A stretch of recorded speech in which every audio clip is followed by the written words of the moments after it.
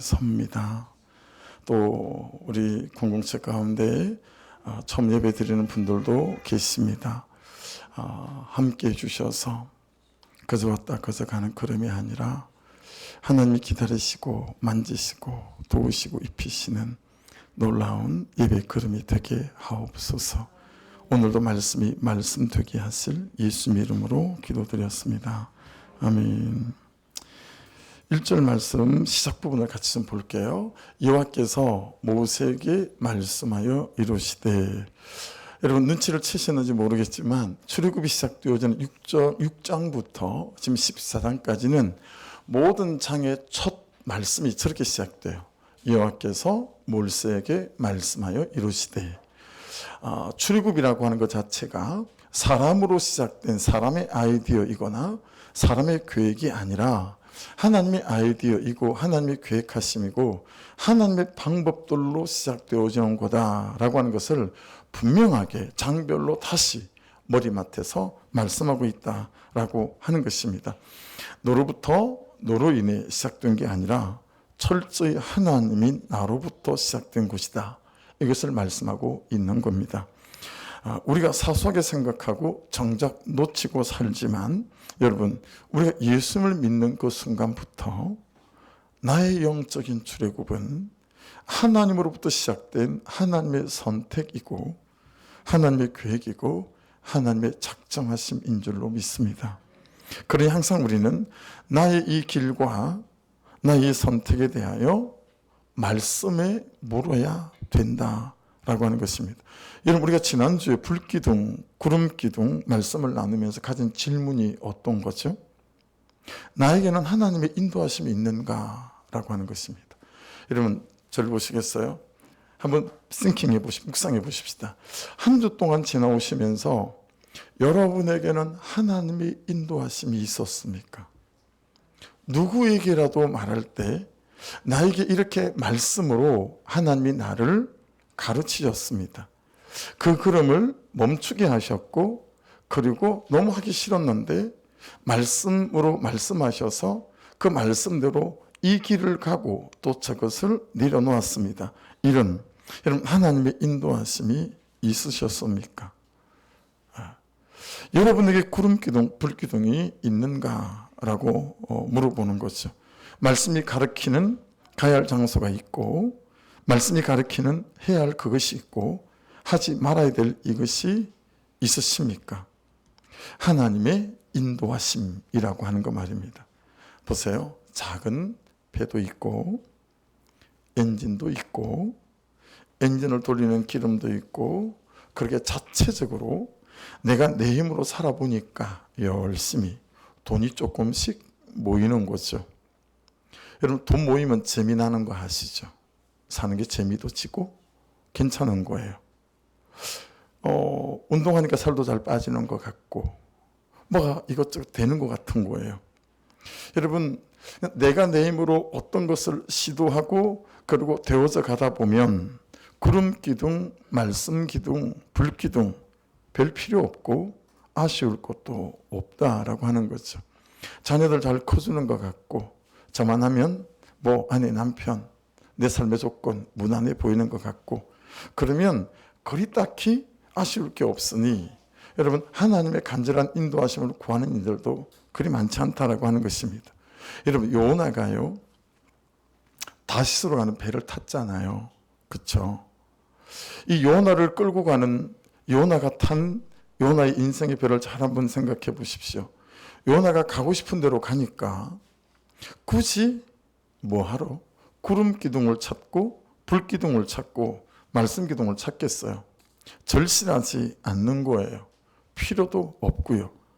내가 하고 싶은 대로 가면 되고 내 하고 싶은 대로 하면 되어지는 거죠.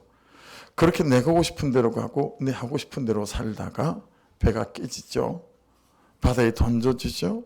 고래 뱃속에 들어가 본 사람은 그렇게 사는 것이 얼마나 허상인지 잘 알지만 그러기 전에는 알 길이 별로 없다라고 하는 거죠. 이 하나님의 인도하심을 바라는 사람들의 좋은 능력이 하나 있습니다. 뭘까요? 하나님께 질문한다라는 것입니다. 네. 여러분 생각해 보세요. 한 주 동안 최근에 내가 하나님께 질문한 적이 있나? 하나님, 이 길로 가야 합니까? 하나님, 어떻게 해야 되는 거죠? 라고 여러분, 나의 인생에 대한 질문, 내 결정과 선택에 대한 질문을 말씀 앞에 물어보신 적 있으십니까? 요나의 배를 타고 가는 사람은 질문 안 합니다. 여러분, 바울이 사울로 살 때 특징이 뭔지 아세요? 질문이 없습니다. 예수 믿는 사람 잡아 죽이고 맞는 길 갔고 옳은 길 갔단 말이죠. 자기가 생각하고 살아가고 자기가 옳다고 생각하는 삶을 살아가는데 질문할 게 뭐 딱히 있겠습니까? 그런데 다메섹과는 광야에서 예수님을 만났을 때 바울이 한 첫 질문이 뭔지 아십니까? 주여, 누구시니까? 라는 질문이었어요. 주님 누구십니까? 네. 주님은 누구시고 나는 누구고 그리고 주님과 저는 어떤 관계인 거죠? 라고 물은 거예요. 신이가를 크게 하고 빨간 글로 여러분 저렇게 기록을 한 이유는 이 신이가 헬라가 다 그러하듯 히브리어가 그러하듯 여러분 저 원어도 품사가 너무 중요해요. 신이가 A라고 하는 저 단어는 2인칭 단수 현재라는 품사를 갖고 있습니다. 여러분 2인칭 단수란 말은 그런 거죠. 예수님 당신하고 저하고 무슨 관계인 거죠? 라는 거예요. 무슨 관계이길래 저를 찾아오신 거죠? 라고 하는 것입니다. 여러분 제가 참 많이 말씀드리지 않았습니까? 제가 우리 자녀들 어릴 때 어린이 대공원에 성남에 사니까 어린이 대공원이 멀지 않아요. 데리고 가는데 옆집 아줌마가 저기 아저씨 우리 애들도 친구니까 좀 데리고 와 주시겠어요? 그리고 같이 걔들도 데리고 어린이 대공원 앞에를 갔는데 그런 데 가면 쏨사탕 팔잖아요. 쏨사탕을 딱 보는 순간 우리 막내가 딱 멈춰서서 안 가는 거죠. 걸음을 붙었어요. 안 사주면 안 가겠다는 거예요. 그러니까 다른 애들도 슬슬 눈치를 보더니 그걸 다 사달라고 쪼르기 시작하는 거죠. 근데 여러분 옆집에서 데려온 그 아이는 아무 말도 못하고 삐뚤삐뚤하게 서 있는 거예요. 왜 그러겠어요? 제가 자기 아빠가 아니고 옆집 아저씨인 거죠. 여러분에게 항상 하나님은 하나님이신지 아니면 옆집 아저씨인지 이 주제는 너무 중요한 거 아니겠습니까? 여러분 지금 그냥 피상적으로 생각하지 마시고 정말 하나님은 여러분의 아버지가 맞습니까? 아니 옆집 아저씨는 아니십니까? 아버지면 질문이 없을 수 없어요. 아버지 어떻게 할까요? 아버지 좀 도와주십시오. 네, 그렇죠? 여러분 그냥 딱히 제가 좋은 아버지는 아니겠으나 우리의 자녀들이 항상 고마운 것은 어떤 거예요? 그들의 필요가 있을 때마다 카톡을 보낸다라고 하는 거죠. 아빠 이게 좀 필요해요. 뭐 이런 도움을 요청하는 그런 질문 같은 것들인 거죠. 여러분 더 중요한 것은 2인칭 단수라고 하는 현재의 2인칭 단수 현재라고 하는 겁니다. 현재라고 하는 거. 그러니까 그때는 아버지가 맞았어요. 근데 조금만 큰 파도를 만나고 조금만 큰 시련을 만나게 되면 내게 아무것도 해줄 수 없는 하나님이 내 아버지가 아니라 옆집 아저씨가 되어버리는 그리스도인들이 너무 많다라고 하는 거죠. 그때는 뜨거웠어요. 근데 지금은 하나님에 대하여 그 첫사랑에 대하여 차갑게 식어버린 뛰지 않는 심장을 가진 그리스도인들이 여러분 얼마나 많이 있습니까? 그렇죠? 예수님은 누구십니까? 저는 누구입니까? 이 질문이 되고 이 자리매김이 되면 여러분 반드시 그 다음 질문을 하게 되어져 있습니다. 요한복음 6장 28절 말씀인데요. 내가 하나님 일에 참여하려면 내가 무엇을 해야 합니까? 라는 거죠. 예수님 누구시고 저는 누구죠? 그리고 그 예수 그리스도가 구주인 걸 알고 그리고 주님인 걸 알고 내가 하나님 그분의 자녀인 걸 알게 되어지게 되면 그때부터는 내가 뭘 해야 되는 거죠? 어떻게 해야 되는 거죠? 어디에 있어야 하고 무엇을 해야 합니까? 라는 질문이 자연스러운 질문이라는 거예요. 그래서 여러분 세금 징수원들도요 세례를 받으러 와서 제가 이제부터 무엇을 해야 합니까? 사도행전 2장에는 솔로몬 행각 앞에서 은혜 받은 그들이 뭐라고 묻죠? 우리가 어찌할꼬? 라고 묻습니다. 요한복음 18장 18절에서는요, 한 부자가 제가 무엇을 해야 영원한 생명을 얻겠습니까? 라고 질문합니다. 주님, 저는 남편에게 어떻게 해야 합니까? 주님, 저는 아내에게, 주님, 저는 부모님에게, 주님, 저는 자녀들에게 어떻게 해야 합니까? 여러분, 혹시 한 주 동안 이 질문으로 말씀이 묻고 말씀이 대답하시는 대답을 가지고 그렇게 그 사람들을 대해보며 한 주간을 살아보셨습니까? 여러분, 이런 질문은 옛날에는 없던 질문이에요. 그렇죠? 옛날에 안 하고 살던 질문이었습니다. 여러분, 우리는 대로 주면 말로 받아치잖아요. 오른밤 맞으면 왼밤도 때리고 오른밤도 때려야 되고, 그렇죠? 내 배에 내가 타고 가면 내 삶의 내 방식대로 다시스로 가는 배 딱 올라타고 가는데 무슨 질문할 게 있겠어요? 그러든가 말든가 감정이 가면 가고 내 마음이 가는 대로 가면 그만이다 라고 하는 거죠. 우리가 일생을 이런 방식으로 살아오지 않았습니까? 하하 호호 그러고 막 그렇게 해주면 그쪽으로 붙어요. 돈을 좀 준다 그러면 또 그리 가서 붙고요. 나를 좀 더 알아주는 것 같으면 또 거기에 붙어요. 사명의 자리, 부르심의 자리, 보내심의 자리, 이런 것들이 별로 없어요. 그냥 항상, 그렇죠? 내 마음을 즐겁게 하고 감정을 따라주는 그것에 우리의 삶이 이리 갔다 저리 갔다라고 하는 것이죠. 근데 여러분, 다윗을 보십시오. 여러분, 다윗은 질문할 때는 살아 있었습니다. 근데 질문이 없을 때는 죽어 있었다는 걸 알 수 있어요. 여러분, 사무엘상 23장 2절 말씀입니다. 같이 한번 읽어보겠습니다. 시작. 이에 다윗이 여호와께 묻자와 이르되 내가 가서 이 블레셋 사람들을 치리까 물어요. 그리고 3절이 지나고 4절입니다. 4절 보여주시겠어요? 다윗이 여호와께 다시 묻자온데 계속 다윗은 묻습니다. 사무엘상 30장 8절에 가도요, 다윗이 여호와께 묻자와 역대상 14장 7절에도 가면 다윗이 하나님께 물어 이르되 내가 블레셋 사람들을 치러 올라가리이까. 여러분, 사무엘상 14장 14절에는 다윗이 또 하나님께 묻자온데 하나님이 이르시되 마주 올라가지 말고 그들 뒤로 돌아 뽕나무 숲을 맞은편에서 그들을 기습하되. 여러분, 물을 때마다 그는 승리했어요. 그런데 우리가 잘 아는 사무엘하 11장 1절이 어떻게 시작되죠? 거기 보면 오후 4시 5시쯤에 일어났어요. 그리고 왕궁 옥상을 거닐다가 발가벗고 목욕하는 밧세바를 보죠. 묻지 않아요. 그리고 누군지 물어보게 하죠. 그리고 데려오라라고 말합니다. 물었던 때와 묻지 않은 때가 확연히 달라요. 말씀은 지금 우리에게 넌 묻고 사니? 라고 질문하는 거예요. 너는 지금 이 문제에 대하여 묻고 있니라고 질문하는 거예요. 여러분, 이 문제에 대하여 여러분의 삶에 당면한 닥치고 있는 그 아픈 문제, 무거운 문제에 대하여 여러분 하나님께 묻고 있습니까? 그리고 결정하고 선택하십니까? 하나님이 아버지면 그 하나님을 살아계신 하나님으로 믿는다면, 말씀이 불기둥이면, 말씀이 하나님이면 우리는 말씀에 물을 수밖에 없습니다.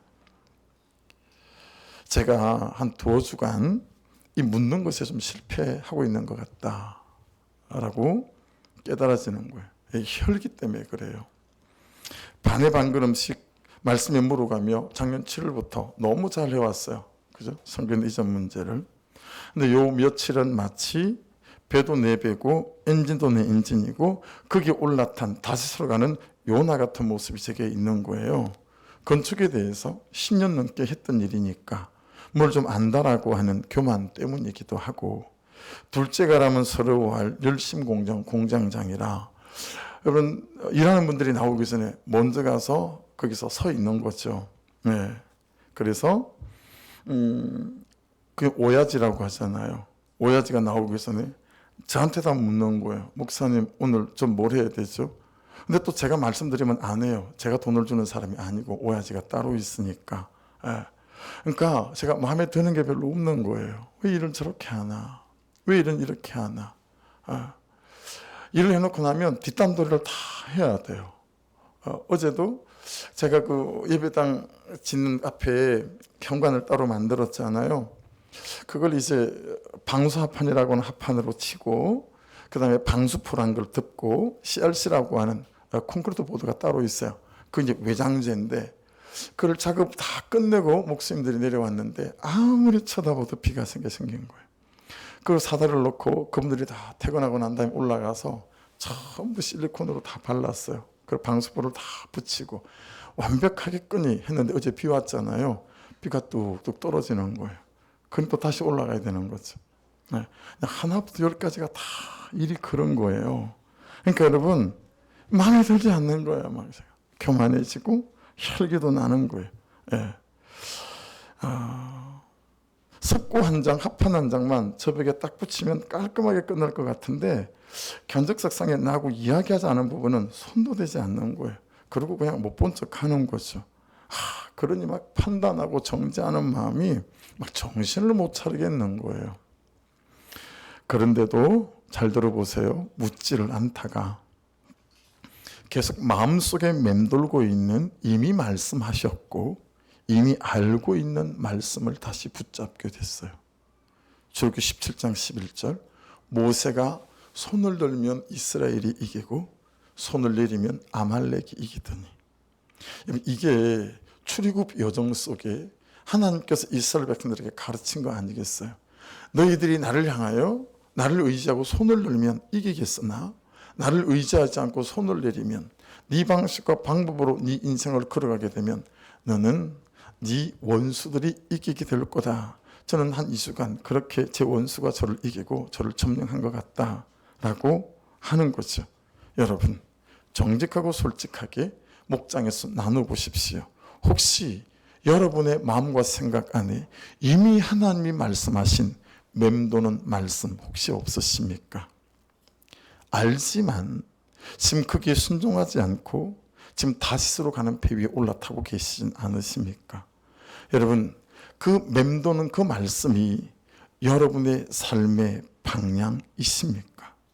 세상에서는 그러잖아요. 시련은 있어도 실패는 없다 이렇게 말하잖아요. 근데 말씀은 그렇게 말씀하지 않아요. 말씀을 따라 살지 않으면, 말씀에 묻지 않으면 삶은 시련도 있고 실패도 있다 이렇게 말씀하십니다. 그래서 말씀으로 하나님께서 가르치고 싶은 것이 있습니다. 자, 눈 크게 뜨시고 새겨서 잘 한번 읽어보십시다. 시작. 이스라엘 자손에게 명령하여 돌이켜 바다와 믹돌 사이에 비하이롯 앞 곧 바알스본 맞은편 바닷가에 장막을 치게 하라. 자, 저게 이제 이스라엘 백성들 입장에서는 말도 안 되는 말이었어요. 기가 막히는 말씀이었어요.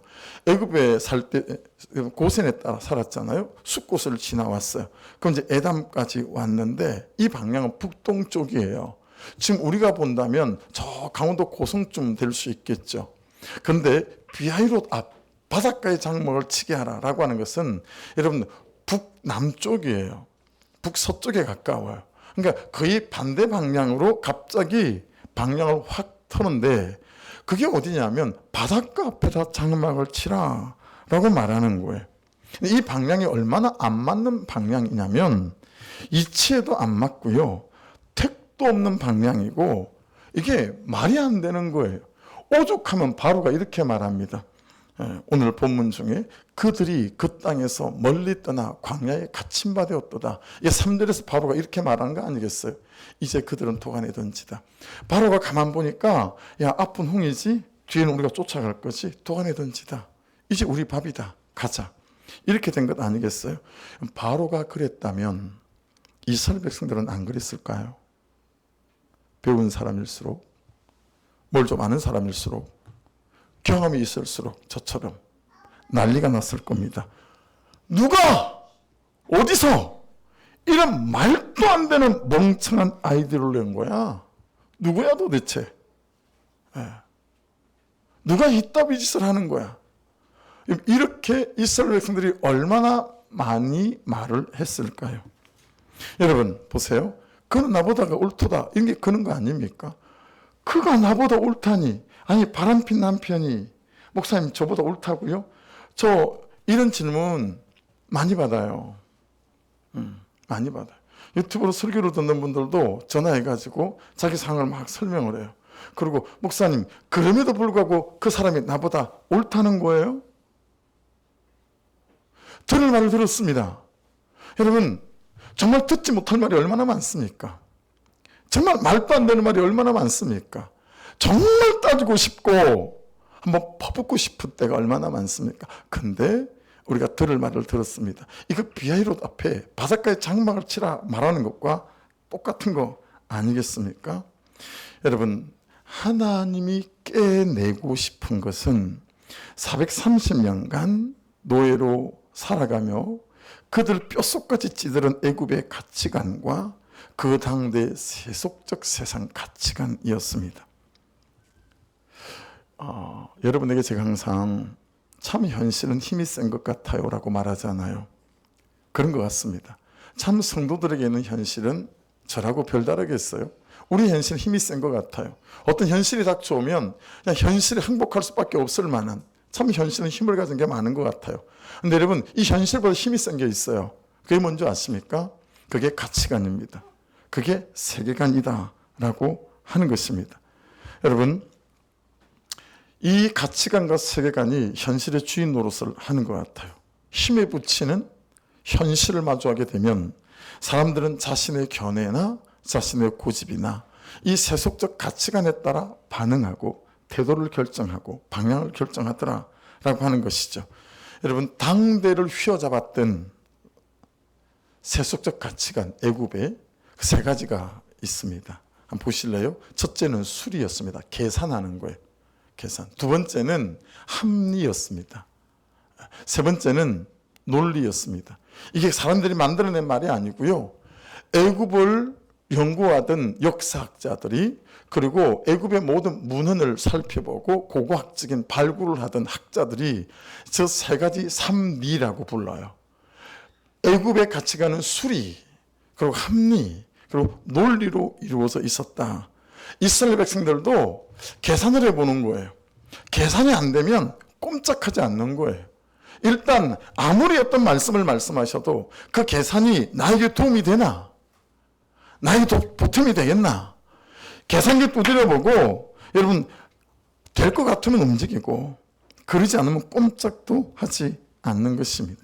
두 번째는 합리였습니다. 타당성이 있어야 되고요. 합리적이어야 되고요. 보편적이어야 하고요. 이해가 되지 않고 내가 설득이 되지 않고 수긍이 되지 않으면 꼼짝도 하지 않는 거예요. 여러분 말씀 중에 그런 것들 있지 않나요? 비아이롯 바닷가에 장막을 치라. 이거 너무 합리적이지 않는 거예요. 너무 비합리적인 거예요. 아니 그 바닷가 앞에 길도 없는 거기다가 왜 장막을 치고 어떻게 하라는 거야? 뒤에서 애국 군대라도 쫓아오면 외통수인데 도망갈 길도 없는데 이거 지금 뭐 하자는 얘기야? 세 번째 논리와 너무 맞지 않는 거예요. 옳은가? 이해되는가? 해석이 되는가? 논리적으로 용납이 되지 않으면 반의 반걸음도 내딛지 않고요. 단돈 100원도 내어놓을 생각이 없고 단 1분의 1초도 쓰지 않는다라고 하는 것입니다.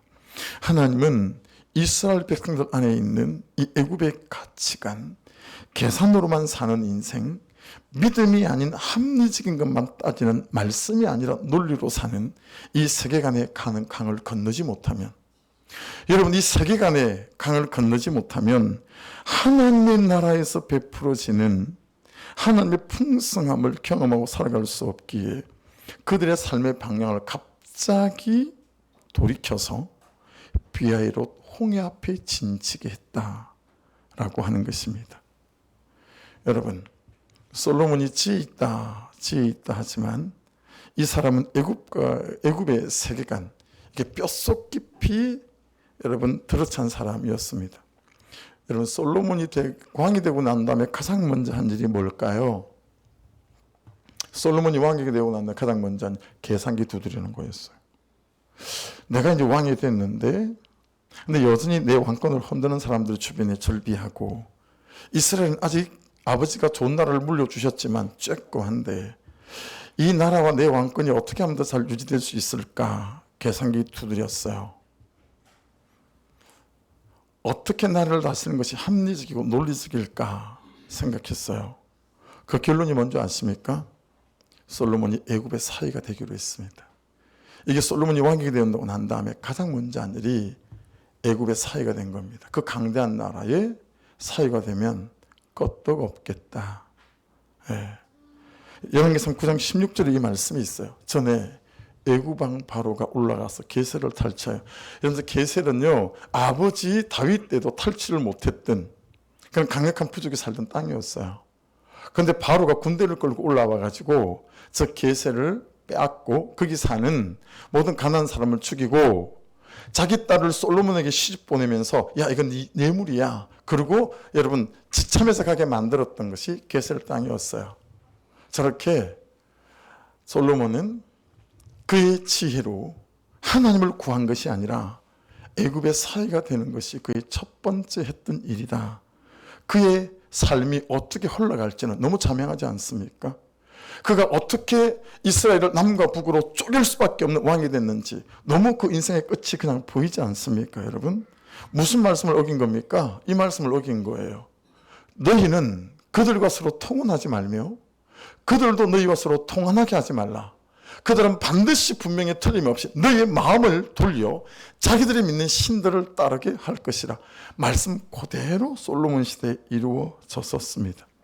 그래서 여러분 오늘 본문 12절, 14장 2절을 다시 보십시다. 이스라엘 자손에게 명령하여 돌이켜 바다와 믹돌 사이에 비하이롯 앞 곧 바알스본 맞은편 바닷가에 장막을 치게 하라. 저기 돌이켜는 슈브라는 단어인데요. 이런 거예요. 제가 운전을 하고 제 아내가 옆에 앉았어요. 그런데 교차로 사거리를 막 지나는데 제가 절반이나 지났어요. 그때 제 아내가 우회전해야 되는데 절반이나 도로를 지났는데 여러분 우회전하려면 급하게 핸들을 막 꺾어야 되잖아요. 브레이크를 잡으면서 그때의 돌이켜가 슈브란 단어가 갖고 있는 의미예요. 급하게 확 틀었다라고 하는 거예요. 자, 문제는 그러면 북동쪽으로 잘 가고 있던 이 250만의 출애굽하는 모든 이스라엘 백성들의 무리를 왜 갑자기 핸들을 막 90도로 꺾듯이 꺾어서 갑자기 여러분 북남쪽으로 방향을 돌이키게 했을까라고 하는 것 아니겠습니까? 그 이유가 4절 말씀에 있습니다. 같이 한번 읽어보겠습니다. 내가 바로의 마음을 완악하게 한즉 바로가 그들의 뒤를 따르니 내가 그와 그의 온 군대로 말미암아 영광을 얻어 애굽 사람들이 나를 여호와인 줄 알게 하리라 하시며 무리가 그대로 행하니라. 여러분 하나님의 목적이 뭐냐면 나를 여호와인 줄 알게 하리라. 애굽 사람들이. 근데 여러분 제일 앞에 있는 거 보세요. 내가 바로의 마음을 완악하게 한즉 저기까지 포함하면 하나님께서는 애굽과 바로가 하나님이 하나님인 줄 알게 하시는 목적보다 이스라엘 백성들이 하나님이 하나님인 줄 알게 하는 목적이 훨씬 더 컸다라고 하는 것을 알 수 있어요. 그들의 뼛속 깊이 사무쳐 있는 수리, 합리, 논리를 벗겨내고 사람의 생각으로 말도 안 된다 싶지만 그런 나보다 옳도다라는 이 말씀을 붙잡고 그리 살면 들을 말을 들었습니다라는 그 말씀을 붙잡고 그리 살면 하나님이 여호와인 줄 알게 하는 변화의 역사와 살리는 역사가 일어나게 될 거다. 할렐루야. 그걸 보여주고 싶은 거예요. 그래서 말도 안 되는 비하이롯 앞으로 내몬 거예요. 여러분 중에 내몰린 사람 있죠. 여러분의 죄로 말미암든 열심히 성실하게 살아오는 것 같은데도 불구하고 왜 이런 일이 닥치 싶은 분들 있으시죠. 비하이롯 앞에 서 있다면 그분의 목적은 하나님이 하나님인 줄 알게 하기 위함인 줄로 믿습니다. 할렐루야. 그래서 여러분 알게 하리라 야다라는 단어거든요. 뼛속까지 하나님인 내가 온 세상과 온 사람을 통치하는 하나님인 줄 경험하게 하겠다라고 하는 것입니다. 사는 여러분 11절 말씀해 보시면 그들이 또 모세에게 이르되 이제 앞에 홍해가 떡하니 벌어졌어요. 뒤에는 애국 군대가 쫓아와요. 여러분 경험해 보신 적 있죠? 앞에 길이 없는 것보다 막막할 때보다 훨씬 더 10배나 고통스러운 거 뭔지 아세요? 돌아갈 길이 없을 때예요. 막막해요. 성전 이전을 시작했잖아요. 2번 정도 제가 돌아가고 싶었어요. 돌아갈 수가 없네. 여러분, 결혼이 가끔 그럴 때 있지 않나요? 돌아가고 싶은데 돌아가기가 만만치 않으시죠? 돌아갈 길이 없는 게 훨씬 고통스러운 거예요. 앞에 길이 없는 것보다. 내 인생을 살아왔는데 앞이 막막한데 뒤를 돌아보니 그렇다고 딱히 갈 길이 없다 싶은 거죠. 여러분, 그 이스라엘 백성들이 12절에는 이렇게 말해요. 우리를 애굽에서 당신에게 이런 말이 이것이 아니냐 이러기를 우리를 내버려 두라. 우리가 애굽 사람을 섬길 것을 하지 아니하더냐. 애굽 사람을 섬기는 것이 광야에서 죽는 것보다 낫겠노라. 아, 냅두라 그러지 않았냐. 안 간다 그러지 않았냐. 근데 이게 뭐냐. 우리 중에 아직 홍해를 건너지 못해 본 분들이 있지 않을까요? 수리적으로, 합리적으로, 논리적으로 이해되고 설득되는 만큼만 발걸음을 옮긴 분들, 그래서 살아계신 하나님이 경험되지 못했음에도 불구하고 하나님이 믿어지지 않아요 라고 말하는 분들 우리 중에 있지 않을까요? 여러분, 비아이로드 앞에 우리를 끌고 가시는 이유는 우리에게 적어도 내가 믿음이라고 부르는 내 믿음이 홍해를 건너게 만들어서 내 믿음이 진짜 믿음이 되게 하려고 하시는 하나님의 계획하심이 있는 줄로 믿습니다. 내가 믿음이라고 붙들고 있는데 내 믿음이 아직 홍해를 건너지 못한 믿음이 있지 않을까요? 여러분의 믿음을 확인해 보셔야 돼요. 내 믿음은 홍해를 건넌 믿음이 맞나? 내 믿음은 요단강을 건넌 믿음이 맞나? 내 믿음은 여리고성이 무너지는 걸 본 적이 있나? 말씀하셔서 말씀대로 순종했더니 내 믿음이 홍해를 건너버렸어요. 그래서 그 다음부터는 참 합리적이지 않고 논리적이지 않으나 따질 것이 남편에게 많지만 자녀에게 많지만 말씀이 말씀하셔서 하나님께서 하실 때까지 내가 온전히 말씀을 따라 용납하고 용서하는 삶으로 살아가는 거죠. 하나님이 언제 너 자신을 믿으라 하신 적이 있습니까? 그런데 왜 여러분들은 자신을 믿으시죠? 왜 저는 저를 믿을까요? 왜 우리는 우리를 믿을까요? 하나님이 어느 성경에서 너는 너 자신을 믿어야 된다 이런 적이 있습니까? 하도 엎어지고 하도 자빠지니까 하도 죄를 지어지니까 반복하니까 끊임없이 회개하고 다시 일어서는데 또 자빠지니까 무기력해지고 외롭고 슬프고 아프니까 주저앉아 있는 것이 양심이 있는 것처럼 보이십니까? 천만에요. 하나님은 너를 믿으라 그러지 않고 하나님이 나를 믿으라 말씀하신 줄 믿습니다. 여러분, 우리의 믿음이 홍해를 건너야 돼요. 그런데 이거 만만치 않아요. 두려워요. 그래서 오늘 하나님도 두려워하지 말라라고 말씀하세요. 앞에 홍해인데 뒤에 애국분들인데 두렵지 않은 사람이 있다면 거짓말이죠. 그런데 그렇게 우리의 믿음이 홍해를 한번 건너잖아요. 그러면 하나님께서 나를 쓰실 수 있고 하나님께서 나를 통해 일하실 수 있습니다. 우리 이 찌질한 감정이 홍해를 건너야 되고요. 이미 여러분의 믿음이 감정이 맞습니다. 홍해를 건넌 적도 있습니다. 그런데 어쩝니까? 세상에는 믿음 생활에는 신앙 생활과 결혼 생활에는 부부 생활에는 홍해가 12번도 더 나오죠. 수십 번도 더 나오죠. 수백 번도 더 나오죠. 우리는 그때마다 다시 내 믿음과 내 감정과 내 현실이 홍해를 건너기를 주의 이름으로 축복합니다.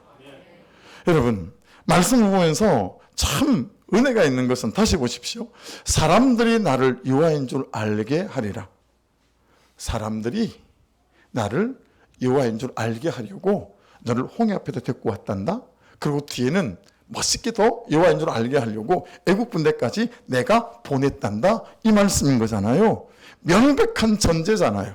여러분의 홍해는 나를 여호와인 줄 알게 하려고 하시려는 명백한 전제가 있는 홍해인 줄로 믿습니다. 이거 완전 짜고 치는 고스톱이에요. 두려워하지 마십시오. 홍해니? 눈물이니?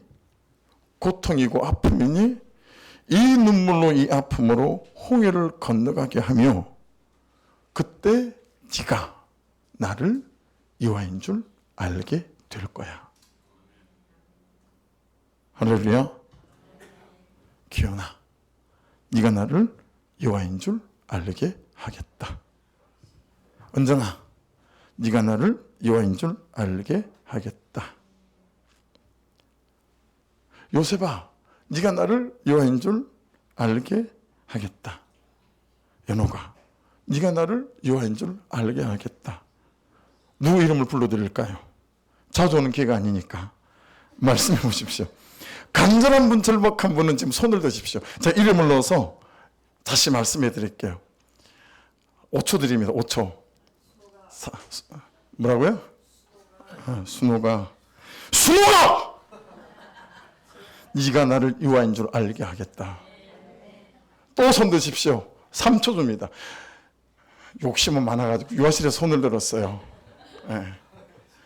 은영아, 네가 나를 여호와인 줄 알게 하겠다. 할렐루야. 저 이게 야, 내가 짜고 치는 고스톱을 사는 거구나. 야, 내 요번에 8강 줄게. 8강 치고 있어. 뭐 이런 거 아니에요? 8강을 아십니까? 복음밖에 모르십니까?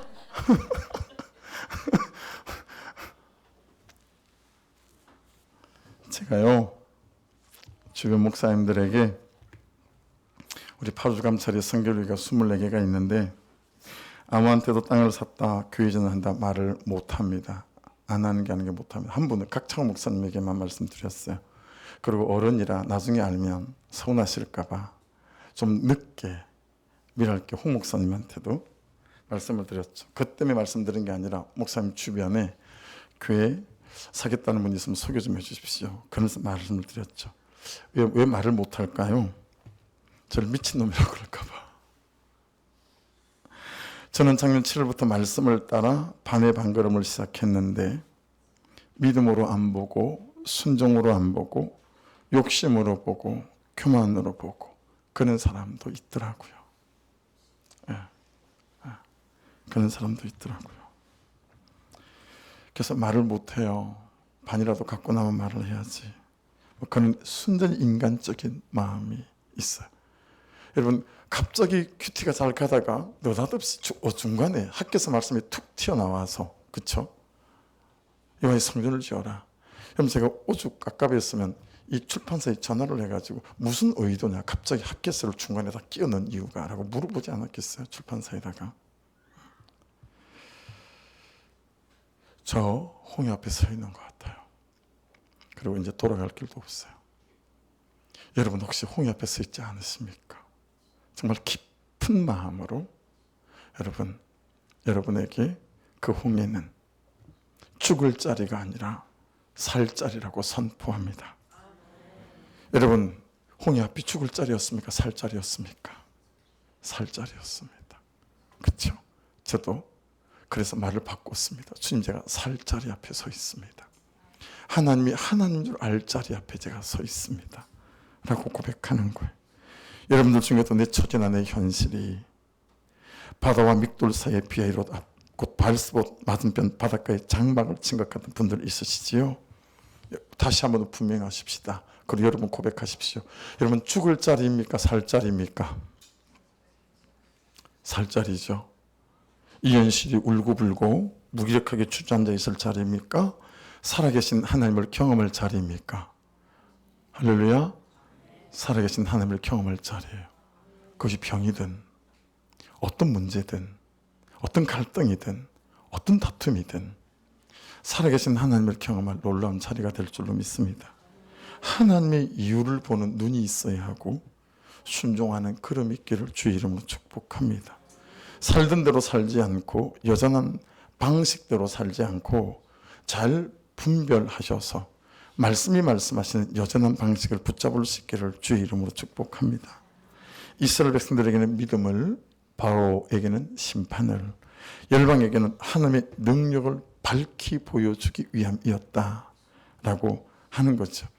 여러분, 세상 사람들이 볼 때는 그렇게 반듯하고 확실한 길 같지만 하나님은 방황이다라고 말씀하시는 게 있고, 세상 사람들이 볼 때는 그렇게 방황하고 이리저리 가는 것 같은데 하나님의 시선은 참 네 방향이 옳다라고 말하는 방향이 있습니다. 뭐의 차이일까요? 뭐의 차이일까요? 내 손에 누구의 뜻을 쥐었느냐라는 거예요. 여러분의 삶의 방향과 방법은 여러분 누구의 뜻을 쥐고 있으십니까? 14절 말씀 보실래요? 여호와께서 너희를 위하여 싸우시리니 너희는 가만히 있을지니라. 내 손이 여호와의 뜻을 쥐었다면, 내 가는 삶의 방향이 여호와의 말씀이 말씀하시는 방향이라면 하나님이 싸우실 줄 믿습니다. 할렐루야. 이것만 점검하면 됩니다. 내가 손에 쥔 것이 하나님의 뜻인가? 그러면 하나님께서 싸우실 줄 믿습니다. 할렐루야. 이 사실에 대하여 이 껍데기 말고 내 가슴 속에서 이 사실에 대하여 눈을 뜬 자가 있어야 됩니다. 이해되셨어요? 이 껍데기 말고 이 가슴 속에서, 마음 속에서 눈을 뜬 자가 있어야 돼요. 무엇에 대하여? 내가 여호와의 뜻만 손에 쥐고 그러면 그분이 내 인생 속에서 싸우시고 일하신다. 할렐루야. 여기에 눈 뜬 사람이 있으면 된다 이 말이에요. 여기에 눈 뜬 사람이 내 속에 있어야 합니다. 여러분, 싸우시린이라고 하는, 라함이라고 하는 저 단어는 하나님이 전쟁을 한다라는 뜻이기도 하고 하나님이 싸우신다라는 뜻이기도 해요. 여러분, 하나님이 싸우셔야 할 만큼 간단치 않은 전쟁이다 라고 하는 거죠. 그런데 저와 여러분은 내가 싸우려고 하는 거예요. 아내와 내가 싸우려고 하고 남편과 내가 싸우려고 하고 이 현실과 내가 싸우려고 한다는 거예요. 천만에. 하나님이 싸우셔야 하는 전쟁이다 라는 전제를 두시고 그분의 방법과 계획을 손에 쥐는 은혜가 있기를 주의 이름으로 축복합니다. 만나 커피도 한잔 해야죠. 오이도 풀고 상냥한 말도 하고 부드러운 시선도 필요하죠. 그러나 이 싸움은 하나님이 나와 싸워야 하는 전쟁이고 하나님의 성품과 감정과 태도와 내 삶의 패턴과 라이프 스타일과 싸워야 하는 전쟁인 줄로 믿습니다. 그래서 가장 큰 전쟁은 내 안에 하나님이 오셔서 여러분 내 말투와 내 성품과 내 기질과 이것과 싸우는 전쟁이 세상에서 가장 큰 전쟁입니다. 그 전쟁에서 이기면 모든 전쟁에서 이길 수 있습니다. 할렐루야. 하나님을, 말씀을, 성령을 초청하셔서 여러분 안에서 하나님이 나의 못된 것들과 싸울 수 있도록 장을 열어드리는 그분의 손을 붙잡는 은혜가 있기를 주의 이름으로 축복합니다. 그래서 나보고 뭐 하라는 거예요? 보십시오. 너희는 가만히 있을지어다. 하라시. 뜻이 두 개예요. 전기로 농부가 밭을 갈 때 그 속에 뛰어들고 끼어드는 씨앗. 너무 재밌죠, 뜻이. 두 번째, 금속에 글자나 그림을 새길 때처럼 색이다라는 뜻인 거예요. 그러니까 여러분 가만히 있을지다는 아무것도 하지 마 이 뜻이 아니라 네가 잘못 살아오던 삶을 멈춰라라는 거예요. 그 위에가 뭐가 있어요? 내 애굽에 냅두라 그랬지. 나 안 온다고 그랬지. 근데 죽을 자를 데리고 와서 뭐 하는 짓이야 이거. 이런 거 멈추라는 거예요. 하나님을 부정하고 말씀을 부정하고 하나님은 못하실 거라고 말하는 모든 것을 멈추라는 거예요. 그걸 멈추는 대신에 전기로 농부가 막 밭을 가는데 그 속에 뛰어들고 끼어드는 씨앗이 되라는 거예요. 여러분, 씨앗은 죽지 않고는 싹을 못 냅니다. 씨앗은 어두컴컴한 땅 속에 여러분 틀어박히지 않고는 여러분 절대로 씨앗이 움트지 못하죠. 은혜가 없이는 되어질 수 없는 일들임을 말씀하고 있습니다. 조이 플라워 가보셨어요? 전 꽃을 좋아하고 하초를 좋아하고 나무를 좋아하고 그래서 여러분 살아있는 것 말고도 저는 목재소 가잖아요. 대성합판 나무가 많은 데가 뭐 그냥 행복해져요. 왜 그런지 모르겠어요. 그냥 잘라온 나무인데도 그 나무만 쳐다보면 막 행복해져요. 막 힐링이 돼요. 대성합판 갈 때 저를 나무로 하지 마십시오. 대성합판 가서 그 나무만 쳐다봐도 힐링이 돼요. 이걸로 뭘 만들까 싶으면 더 힐링이 돼요. 너무 좋아요. 조이 플라워에 가면 여러분 1억 5천짜리, 1억 2천짜리 화초가 너무 많아요. 아세요? 사진에 찍어 놓은 게 여러 개가 있어요. 화초가요, 뭐 크고 이쁘지도 않아요. 이파리 하나예요. 근데 이게 1억 2천짜리예요. 키워도 이런 하초를 키우시길 바랍니다. 근데 여러분 1억 2천짜리면 뭐합니까? 그것도 금방 시들지 않아요? 교회 구석에 어디 보시면 예쁜 꽃이 꽂혀있는 화병이 있을 거예요. 전 시골에서 하도 자라가지고 제가 볼 땐 그게 풀이거든요. 풀. 우리 새성전에 가면 그게 풀이에요.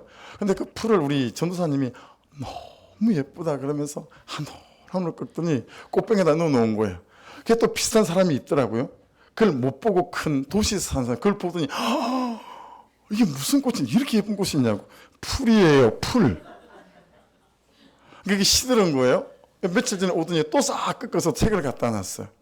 여러분 이렇게 진짜로는 뭐하고 아무리 예쁜 풀을 꽂히면 뭐하겠어. 다 시들잖아요. 근데 여러분 하나님의 나를 사랑한 선택은 시들지 않아요. 하나님이 내게 시작한 구원의 여정은 시들지 않아요. 네. 세상에는 빛을 잃은 빛이 참 많잖아요. 근데 우리 나를 향하신 주님의 빛은 시들지 않고요. 빛을 잃지 않아요. 그분이 시작하셨으니 그분이 끝을 내실 줄 믿습니다. 유명한 야구 선수 중에요.